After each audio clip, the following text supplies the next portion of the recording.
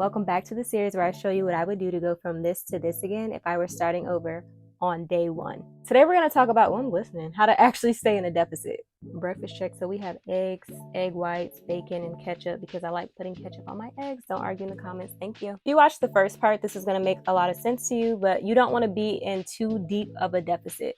So again, when we calculate her calories, female, 22, 170 pounds, and she's moderately active. Let's call her Ashley. When Ashley gets her results, she gets 1850. So this is based off of a 500 calorie deficit.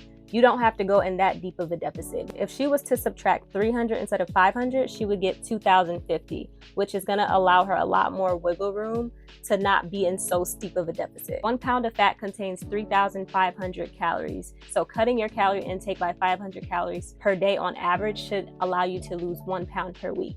Now, if you're not at a 500 calorie deficit, but you're at a 300 or a 200, progress is just gonna be a little slower, but you're still going to get there. But if you're a person where cutting your calories that steep is a lot for you, try doing a 200, 300 calorie deficit. Always consult with a nutritionist and a professional. I'm not a professional, but this is just something that helps me. Like certain days I wasn't all the way in a 500 calorie deficit because that was a lot, but I knew I would still lose weight because a deficit is a deficit regardless. Okay, so on to the next tip. You've probably heard a lot about portion control, but that did not always work for me. So I discovered volume eating. So volume eating is basically eating lower calorie foods, but it's a large amount of food that's going to take up a lot of space in your stomach. This would look like not having a heaping serving of rice, but instead having a half a serving or 1 serving of rice and adding a lot of cabbage, a lot of coleslaw mix, a lot of spinach, whatever, because these are lower calorie things that are going to fill you up. My spaghetti squash recipe that I posted here on TikTok is the perfect example of this because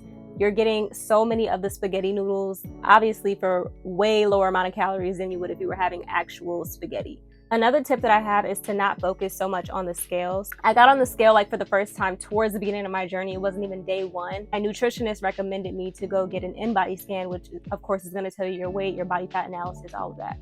So I weighed myself then, and then I went back 6 months later to get an in-body scan, and that was the only time I stepped on the scale in that whole 6 months was for those in-body scans. If you're interested in knowing about what an in-body scan is, I have a video about that on my page. My biggest tip is take videos, take pictures. That's all I was doing. And that's why in the second part, I talk about treating yourself like a celebrity, starting that Instagram, posting all about your weight loss, because you'll be able to go back and see. Sometimes the scale won't budge, but you'll notice in a video, no, I look totally different. Even now, like I should be weighing myself daily because I'm like reverse dieting, trying to figure out exactly what my maintenance is. I just basically